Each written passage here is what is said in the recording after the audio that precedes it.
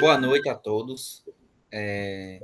A nossa roda de conversa, nós iremos debater um assunto muito importante, né? E que a comunidade acadêmica vem evoluindo a cada dia, né? Sobre o assunto, a doença de Alzheimer, né? Então, os convidados para participar da roda de conversa é Fernando Arthur, Rafael Fernandes, Mirla Fontes, Francisco Genildo e eu, Francisco Jamils. Então, a doença de Alzheimer é uma doença degenerativa, né? Do cérebro, né? Que vai acometer muitas pessoas com mais idade. Então, funções cerebrais como memória, linguagem, né? A questão do comportamento, né? Eles vão ser comprometidos, né? De forma lentamente e também progressiva, né? Do paciente, né? Bem, a doença de Alzheimer é basicamente o que? A morte das células cerebrais, e como o Jamil falou, apresenta a perda das funções cognitivas, como memória, linguagem, tudo isso que ele falou.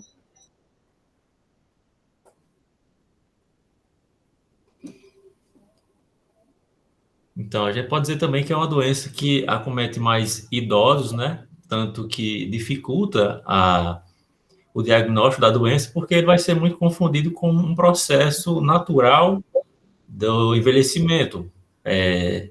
A gente vai ver muito pessoas que já estão no estágio avançado, que são caracterizadas como uma caduquice, por exemplo, e leva a uma demora no diagnóstico.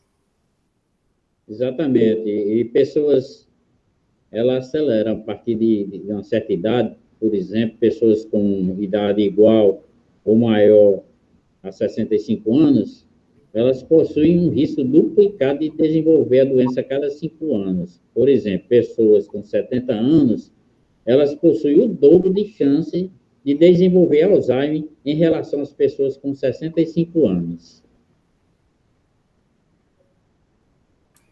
É como vocês falaram, né? A medicina, ela ainda está evoluindo, né? Em questões para saber em relação à causa, né? Do Alzheimer, porque ainda não se tem uma causa específica, né? Embora ela seja um processo conhecido, né? De perda de células cerebrais, que o nosso convidado Arthur tinha acabado de falar, né? Pessoal, assim, e vale destacar que a doença ela não tem só como fator de risco essa questão do envelhecimento. Claro que essa questão do envelhecimento é a mais falada, né? A que a gente mais conhece. Só que, assim, existem outros fatores de risco, como, por exemplo, se a pessoa tiver sofrido traumatismo craniano ou outro processo de injúria no cérebro, se a pessoa tiver problemas de sono, diabetes, hipertensão e também processo de apneia. E outro fator de risco que observou que há uma maior incidência da doença de Alzheimer em mulheres. E aqui isso se associa. É porque, assim, em um contexto global, um contexto mais geral, observou-se, a gente sabe que as mulheres elas têm uma maior perspectiva de vida. E daí, a doença de Alzheimer, ela é uma doença que vai se manifestar, a sintomatologia dela vai se manifestar mais tarde. Então, quanto maior a perspectiva de vida, quanto maior a idade das mulheres, mais vai haver essa incidência da doença de Alzheimer. Por quê? Porque elas têm mais tempo de vida para poder apresentar os sintomas característicos. Porque, então, assim, a gente sabe que a doença de Alzheimer, ela não é uma doença que vai estar... Não é uma doença, assim, tipo, papum. Você começou a ter todo aquele quadro fisiopatológico, você já vai manifestar os sintomas. Não. Ela é uma doença, o quê? Progressiva. Então, às vezes, demora um tempinho para a pessoa poder aparecer os sintomas e conseguir chegar a um diagnóstico. E é justamente também aquela questão que o Rafael falou, da caduquice, né? Às vezes a gente confunde com o processo natural da gente mesmo e acaba adiando esse diagnóstico. E também algumas ações associadas de vida, elas possuem ligações com a doença de Alzheimer, né? São considerados também fatores de risco. esse estudo ele aponta que se ele for controlado essa questão do estilo de vida, pode servir de um atenuante para o desenvolvimento da doença. Aí, outra coisa que eu estava falando também, eu estava vendo, é a questão que só se fala, ela falou muito de idade, doença de idosos e tal, mas o Alzheimer, existe o Alzheimer precoce, né? Que é uma demência pré-senil. Ela é uma doença genética, hereditária, e tem início antes dos 65 anos. Normalmente entre os 30 e 50 anos. E acontece pelo excesso de uma proteína chamada beta-amiloide no cérebro, especialmente na parte responsável pela fala e memória. Essas pessoas afetadas por essa variação da doença de Alzheimer, elas têm cerca de 50% de chance de transmitir a doença para os filhos. Então, pessoal... Só voltando àquela questão que Mirla tinha falado, né, da expectativa de vida. Estima-se que uma pessoa, após o diagnóstico, né, da doença de Alzheimer, a expectativa de vida dela é em torno de até 10 anos, né? Também, Jamilson, existe, como vocês falaram, a questão que é mais conhecida, que é a genética, né? Mas, como o Genildo falou, o acúmulo de certas proteínas no cérebro, por exemplo, a proteína beta-amiloide e a proteína tau. Em alguns pacientes na maioria dos pacientes com Alzheimer, é demonstrado o acúmulo dessas proteínas. Também, a diminuição do neurotransmissor acetilcolina. Mas também existem riscos ambientes, como o Mirla falou, uma lesão cerebral, por exemplo, no caso de uma pancada, que cause um dano maior, uma lesão maior. Isso aí vai afetar. Pode ser que não afete hoje, quando um paciente jovem, mas mais à frente vai avançar. Também o estresse, pessoal, o estresse colabora muito para isso. Arthur, você falou algo muito interessante, essa questão da genética, né? Mas vale ressaltar que o Alzheimer, ele não tem um caráter nitidamente genético, né? Como, por exemplo, uma transmissão direta de geração a geração. O que se estima é que haja uma transmissão, né, da predisposição para poder desenvolvê-la. Então, junto a fatores ambientais, ela poderá ou não desencadeá-la, né?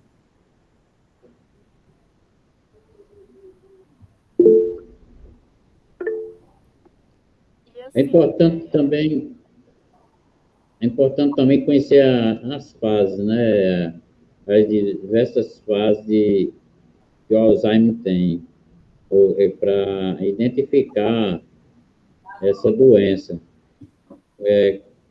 Como o nosso colega Rafael e Mila também falaram, geralmente a pessoa começa com esquecimento, aquelas coisas todas, aí eles ligam a uma demência. No caso, é diferente do Alzheimer, né? Então, o Alzheimer tem várias fases, inclusive com a fase de pré-demência, e o comprometimento, aí começa o comprometimento cognitivo dele.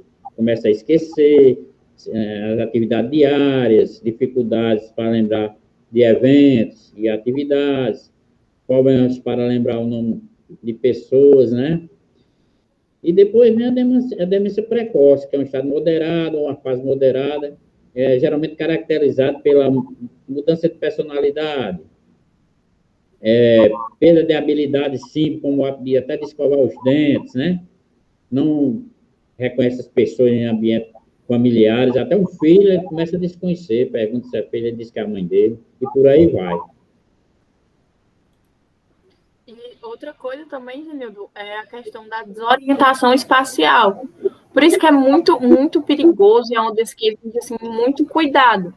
Porque se uma pessoa que ela já está com um nível mais avançado de Alzheimer, se ela tiver só, por exemplo, na rua que ela cresceu, corre o risco dela parar e perguntar para uma pessoa qual a direção da minha casa, porque ela não vai ter mais essa noção mesmo assim, de espaço. Ela vai estar completamente desorientada num espaço que, assim, teoricamente era para ela conhecer muito bem. Aí vem a fase degenerativa, né? Que é a fase mais grave, que é caracterizada pela maior desorientação e confusão, complicações na saúde física, né? Devido à imobilidade, a pessoa fica muito imóvel, começa a aparecer os tipos de doença, dificuldade até de se alimentar, né? Porque começa a ter prejuízo na deglutição, e, enfim, dificuldade de entender o que se passa à sua volta, e até de orientar-se dentro de casa, né? Aí corre o risco de morte por infecções e outras complicações, como, por exemplo, doenças respiratórias. Essa variação, essa variação ocorre justamente porque as perdas neuronais elas não são homogêneas. Até a gente vai ter uma perda de neurônios, mas as áreas são as mais diversas afetadas. Então, a gente pode ter inicialmente uma perda da memória curta, mas a gente pode ter também uma mescla dessas fases, como a gente falou. A gente pode ter uma mudança de personalidade ou uma misturado com uma perda leve de memória, ou a gente já pode encontrar um paciente que já se encontra desorientado no tempo e espaço, como vocês falaram. Então, essas fases são mais didáticas do que para diagnóstico. Um exemplo claro, eu tenho aqui na minha casa, né, meu avô de 86 anos. Após a perda da sua esposa, né, que faz mais ou menos uns 6 anos que minha avó partiu, meu avô ainda se lembrava dela, né, mas recentemente, nos últimos 2 anos, eu perguntei a ele, né, se ele se lembra dela, ele disse que ela ainda tá viva, né, mas só que eu percebo ao conversar com ele que ele não se lembra mais que ela já partiu, né? Aí, assim, eu sempre tento estimular ele, sabe? A questão da memória dele. Eu pergunto como é que é o nome dele. Aí eu faço até questão de propósito, né? Eu digo assim, o nome dele é Arnaldo. Eu digo, Arnaldo! Aí ele fala, oi. Aí eu digo, Arnaldo! Aí ele fala, oi, tá morto. Aí eu sempre tento estimular isso para que ele não esqueça, né? É mais a questão de estimular mesmo a memória dele. E é muito importante isso porque vai regredir, né? A doença. É que nem fosse um tratamento não farmacológico, certo? Exatamente. Porque, Também, duas coisas, pessoal, que eu vou falar. Sobre a incidência. Segundo a Associação de Alzheimer, cerca de a ABRAS, Associação Brasileira de Alzheimer, cerca de 1.200.000 casos são estimados aqui no Brasil, sendo que a maior parte ainda nem foi diagnosticada, né? E nesse caso das pessoas com Alzheimer, a gente encontra também a afasia, que é um distúrbio de linguagem. Esse distúrbio afeta a capacidade de comunicação da pessoa. Basicamente é um transtorno de compreensão e comunicação causada por uma lesão específica no cérebro, né? Basicamente o acúmulo das proteínas, como a gente havia falado, a beta-amiloide e a proteína tau.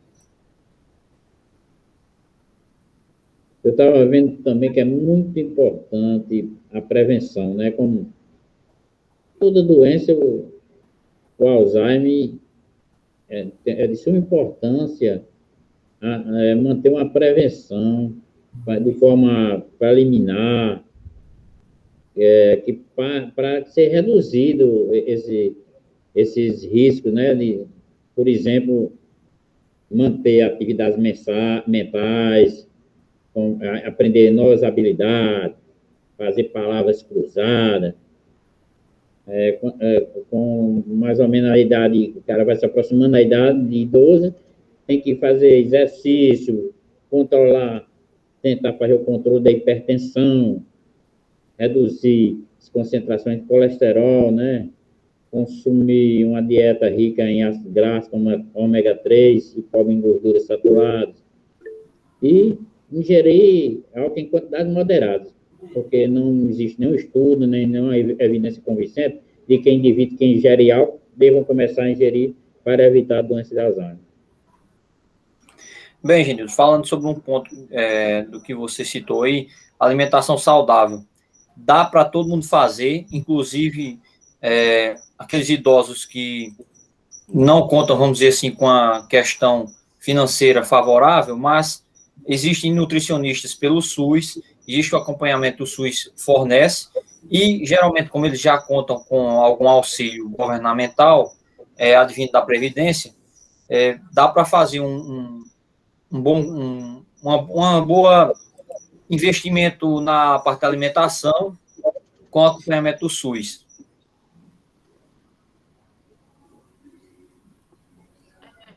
Arthur, ainda um comentário sobre aquele dado que tu trouxe dos 35 milhões de pessoas no mundo, né, com Alzheimer.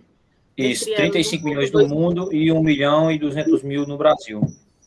Pois é, aí existe uma estimativa de que até 2050 esses casos no mundo eles vão ter quintuplicado, que vão ser cerca de 131 milhões de casos de Alzheimer no mundo, e provavelmente essa explosão de casos se deva tanto ao aumento da perspectiva de vida, né, que hoje a gente tem países com IDH muito melhores, em que a longevidade é muito maior, mas também justamente devido a essa nossa atual cultura de saúde com a gente, né, porque atualmente a gente não tem cuidados com a saúde, como o Genildo falou, a prática do exercício físico, como você falou bem, a questão da alimentação. Então, de certa forma, os nossos hábitos atuais, eles vão estar nos encaminhando para essa previsão, digamos assim, assombrosa do futuro. Pessoal, pode falar. Não, como nós sabemos, não existe cura, né, para a doença de Alzheimer. Então, tem que fazer a prevenção,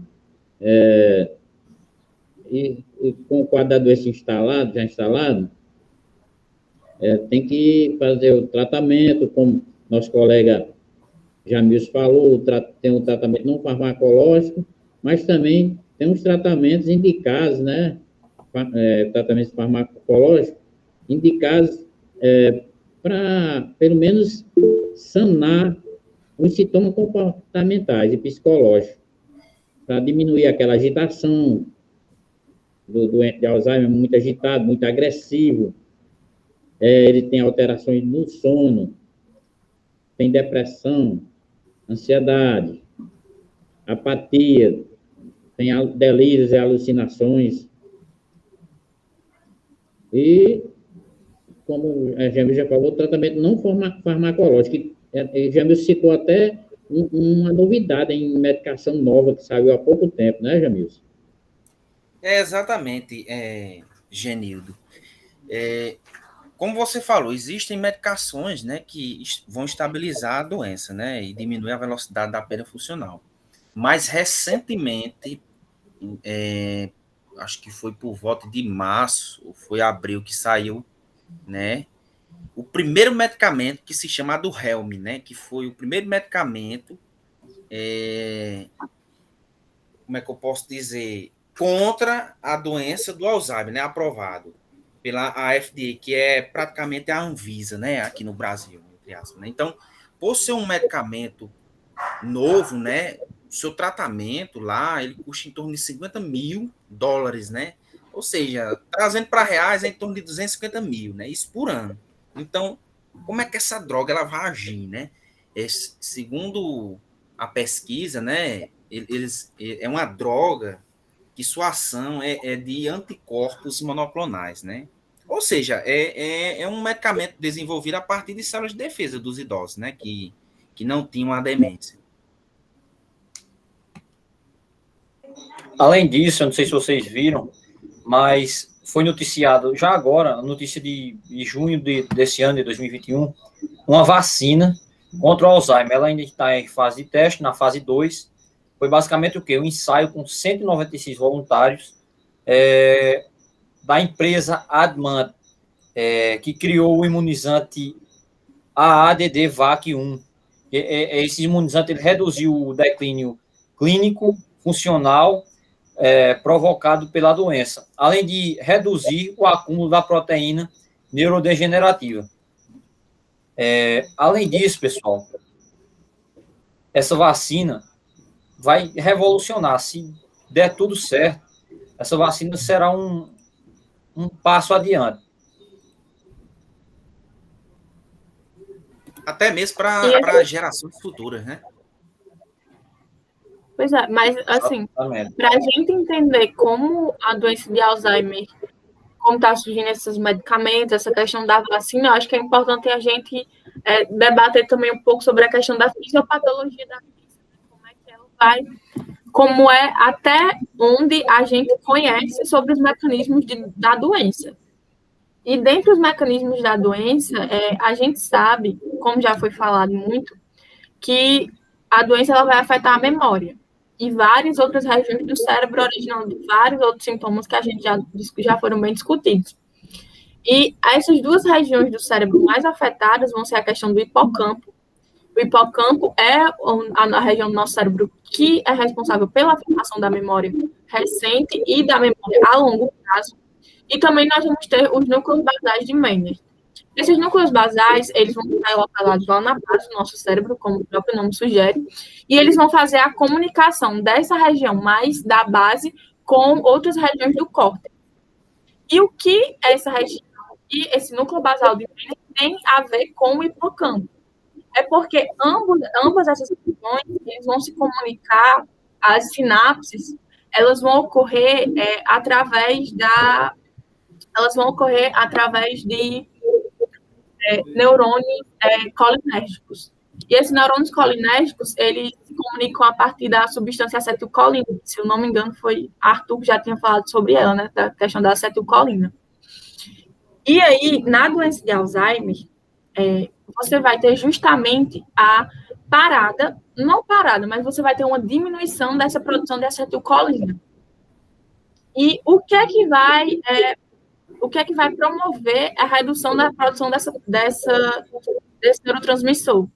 Vai ser justamente o que já tinham citado, que é a questão da proteína tau e do acúmulo da proteína beta-amiloide. A gente tem falado sobre vários fatores de risco, mas um deles é a questão da síndrome de Down. Por quê?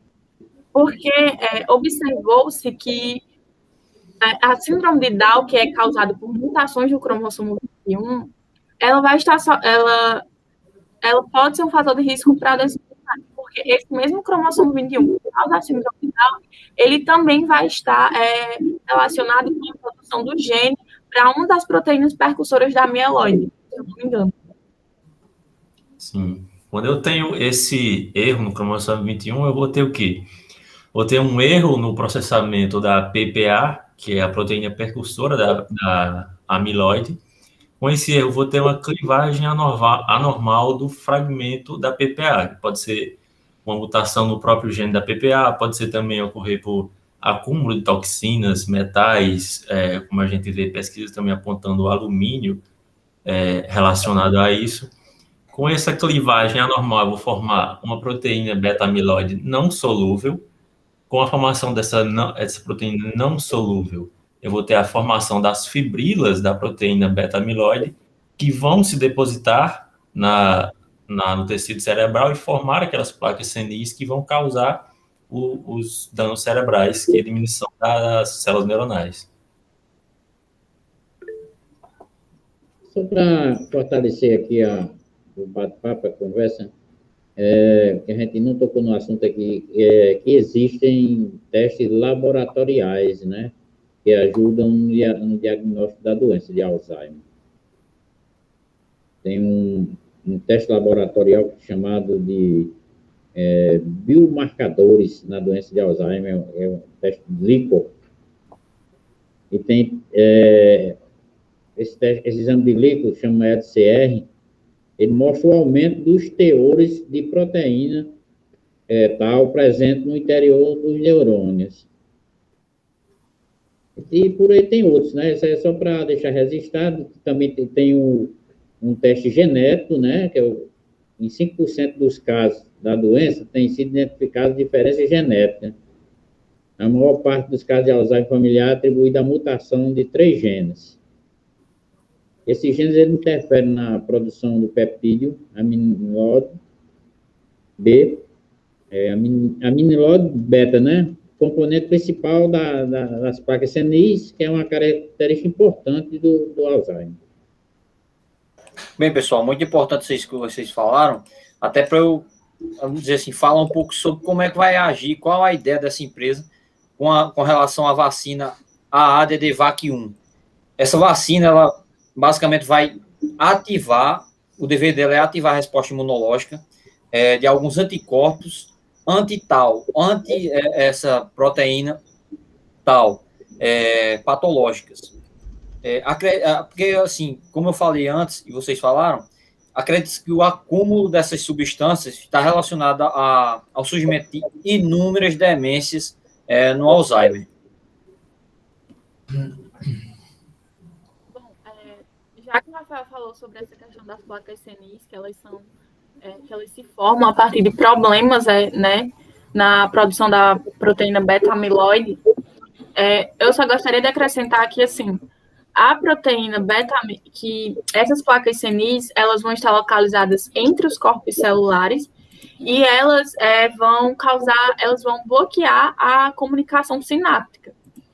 E também, e aí, quando você tem o corte histológico do cérebro, você vai observar que, além dessas placas senis localizadas entre os corpos celulares, você também vai ter o que é conhecido como emaranhados neurofibrilares. E esses emaranhados neurofibrilares, eles vão surgir a partir de problemas, como o Arthur falou, do acúmulo da proteína tal. Mas a gente primeiro deve entender o que é essa proteína tal, né? Então, a proteína tal, como a gente estuda em biologia celular, ela vai fazer parte do citoesqueleto da célula. Então, a gente sabe que tem um microtúbulo que em cima dele vão estar como se fosse, não sei, como se fossem as perninhas carregando as vesículas. E aí, a função desse microtúbulo é fazer com que haja o transporte dessas vesículas. E um dos componentes desses microtúbulos, que por sua vez funcionam como uma ponte que vai ligar toda a célula, um dos componentes dele é essa proteína tal. E aí, devido a alguma alteração bioquímica na estrutura dessa proteína, vai ocorrer uma hiperfosforilação dela. E quando a gente tem uma hiperfosforilação, você vai ter uma mudança na conformação daquela proteína. Porque, assim, a gente viu que a proteína, quando ela está sendo formada lá no ribossomo, depois de formada, ela vai lá para as chaperonas, que é as chaperonas que vão conferir, que vão garantir com que aquela proteína desempenhe a sua função correta. E daí, quando ela é hiperfosforilada, vai haver uma mudança nessa conformação da proteína, vai mudar a forma dela, e a gente sabe que quando muda-se a forma, altera-se a função. E o que vai acontecer é que essa proteína tal, ela vai perder a sua função de funcionar como de fazer parte do citoesqueleto, ela vai perder a sua função, e com isso ela vai se dissociar daquele microtúbulo, daquele citoesqueleto. E aí você vai ter muitos filamentos de proteína tal. Só que aí esses filamentos, eles vão acabar se pareando, eles vão acabar se juntando. E daí, essa deposição intracelular de vários filamentos é que vai gerar o que a gente chama de emaranhados neurofibrilares. E é importante a gente destacar que o número e a distribuição desses emaranhados vai ter relação direta com a gravidade da doença. Então, quanto maior for o número de emaranhados neurofibrilares, maior vai ser, maior, mas mais grave vai ser o quadro da doença. Por quê? Porque esses emaranhados, eles vão se acumular dentro dos neurônios, né? e eles vão determinar a falência e a degeneração daquele neurônio. Então, tanto as placas senis como esses neurônios neurofibrilares vão convergir para um objetivo em comum, que seria a morte dos neurônios, que, por sua vez, são responsáveis pela produção de acetilcolina, que é responsável por atuar comunicando os neurônios presentes em regiões como o hipocampo e os núcleos basais de Meynert. E aí você vai ter todo o comprometimento que a gente já vem citando desde o início. Então, é basicamente esse o processo fisiopatológico da doença de Alzheimer. Eu acho que agora a gente poderia falar a questão do diagnóstico, porque existem algumas formas de você diagnosticar a doença de Alzheimer, tanto a forma clínica, como a parte de diagnóstico diferencial, e entre outros. Essa questão é muito importante, porque um diagnóstico feito... Aliás, um diagnóstico rápido e preciso, né? Ele vai, como é que eu posso dizer, amenizar mais, né, o sofrimento do paciente, né? Que tem pacientes que o estágio já está muito avançado, né? Aí, sendo um diagnóstico feito mais rápido, né, e preciso, pode dar até melhor uma qualidade de vida àquela pessoa, né? Então, existem alguns exames de sangue, além de uma boa anamnese, né? Tem que ser feita para poder descartar outros tipos de doença, né? Por exemplo, uns exames que nem exames de sangue, de imagem, como tomografia, ressonância, vão ser exames complementares, né? Para poder dar um diagnóstico mais preciso em relação a essa doença, né? Que afeta milhões de pessoas no mundo inteiro.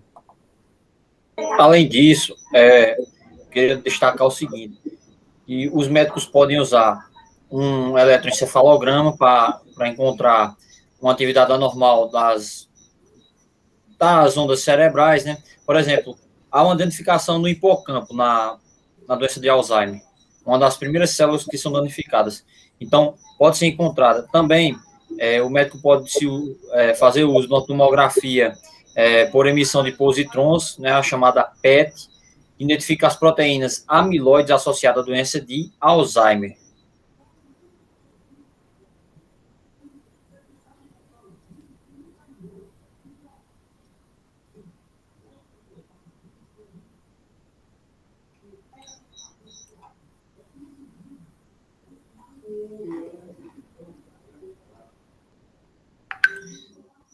Só alguma coisa?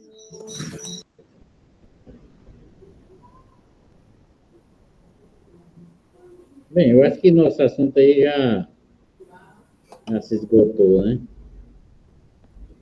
Ninguém tem mais nada a acrescentar, enfim. Não, assim, na minha parte, eu estou muito satisfeito, certo?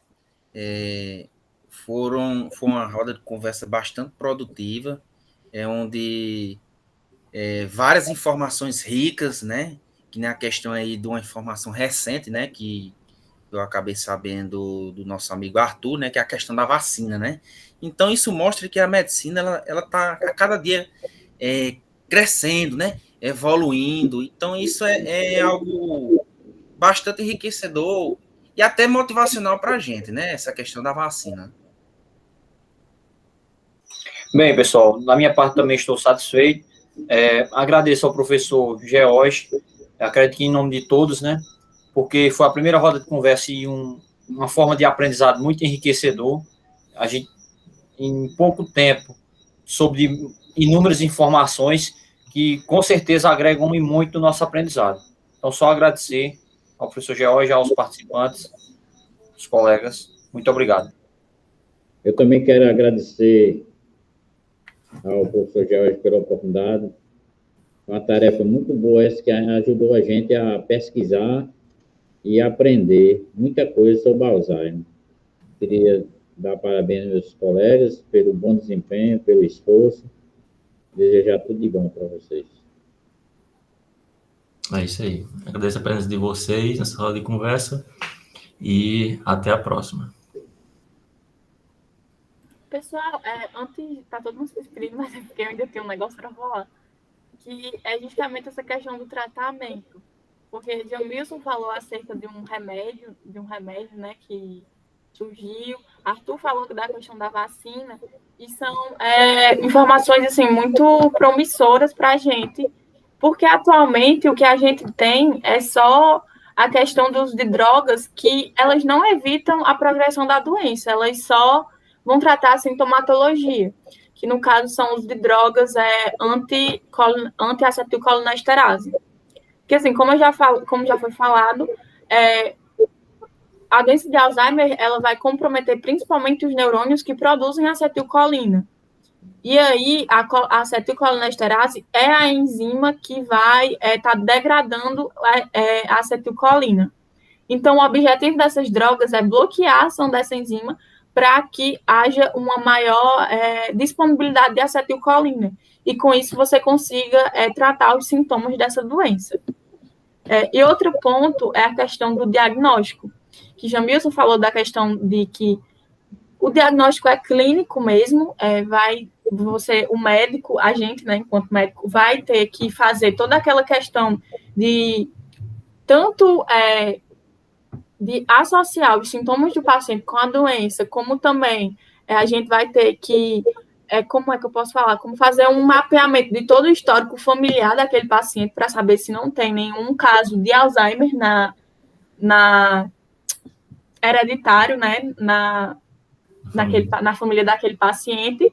Mas, assim, o diagnóstico definitivo a gente só tem quando é feita a autópsia e você vê aquele corte histológico com acúmulo de placas senis e de emaranhados neurofibrilares. Por isso que é uma doença assim, tão intrigante, e eu volto a reforçar, por isso que é tão promissora a ideia de que se tem uma vacina para tratar essa doença. Porque, assim, de fato, é uma doença que intriga muito a comunidade científica e só sente na pele os efeitos dela quem tem uma pessoa com essa doença, que aí a gente pode até, Jamilson, né, falou do exemplo dele. Então, assim, é muito bom saber que pode ter uma cura para essa doença. Eu acho que a gente encerra, né, nosso trabalho. Acho que ninguém tem tudo que a gente já falou, era o que a gente tinha para falar. E eu agradeço o comprometimento de todos, porque hoje é domingo, a gente está gravando trabalho no domingo. E é isso. Obrigado e até o próximo. Tchau, pessoal.